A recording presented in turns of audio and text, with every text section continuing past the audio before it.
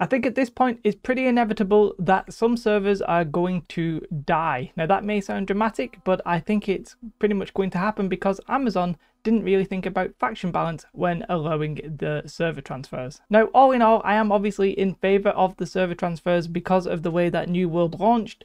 They did not have enough capacity on some of the servers so that everybody could play with their friends. Therefore, it makes sense that now you allow people to all get together where they feel like they should be. However, I think this is going to leave a gap on some servers that were dominated by one faction or have other problems that maybe I'm not aware of, and people are going to leave those servers that are like low populated, that are imbalanced, and they're going to go somewhere that they feel like is balanced. The transfers are now live and I just transferred partly for that reason. Now, if you're sat on a server where the balance has actually been fairly reasonable, you know, you've got some territories owned by every faction, you might be like, hey, there's no problems here. Well, you might have a little bit of a problem if your server was in the medium category, because a lot of people like myself and others may be transferring to your server, which is going to put undue pressure there and you might end up with queues. So that's something we need to consider as well. But really the core problem is that Amazon haven't really thought about faction balance, and yes, I keep going on about it in other videos that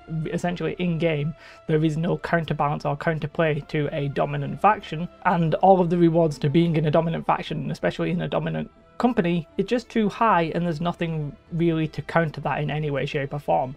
Now, Amazon, when they did delay the server transfers, they mentioned server balance issues, but what it seems that they meant was simply population, because they then gave an infographic saying, hey, these are the popular servers, these are the medium servers, and these are the low populated servers, which is nice and all, but I think that all that's going to really do is move the people from the low populated servers probably to the medium and the highs, although there wasn't actually very many like full servers. And you might be thinking, Jay, the transfers have just gone live, how do you know that servers are going to die? Well, it's going to slowly happen. I don't necessarily think you're going to see a big like just a death of a server straight off, but what's going to happen is that these kind of low servers with imbalanced populations and imbalanced factions, they're just slowly going to trickle out. There'll obviously be like a big balloon of them today because that's when transfers go live, but essentially they'll slowly trickle out and the servers are going to slowly die. And I think in like a couple of weeks you'll start seeing people complain about it, both in terms of numbers and in terms of faction balance. Now, what could Amazon have done a little bit differently? Well, I would have liked to have seen that you could only transfer if you were the dominant faction. That would have been at least a start. And yes, I'm not saying do that forever, but maybe you say, hey, look, we appreciate that, you know, some servers are a little bit imbalanced. So what we're going to do is that if you're the dominant faction, you can transfer first for the first 7 days.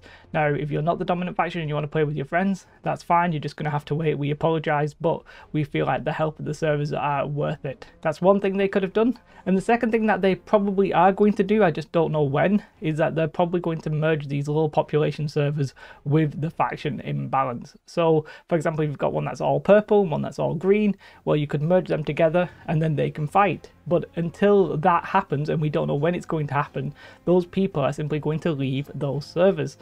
It's inevitable as far as I can see. Now, this doesn't mean you should jump ship. If you're happy with where you are, then please continue. One of the only reasons I jumped is that there was just a very organized group that our like ramshackle group of opposition couldn't really face, and it was just sort of bringing me down a little bit. So I went playing with a friend on a server that I think I'm going to enjoy more, and it looks like it's more reasonably balanced.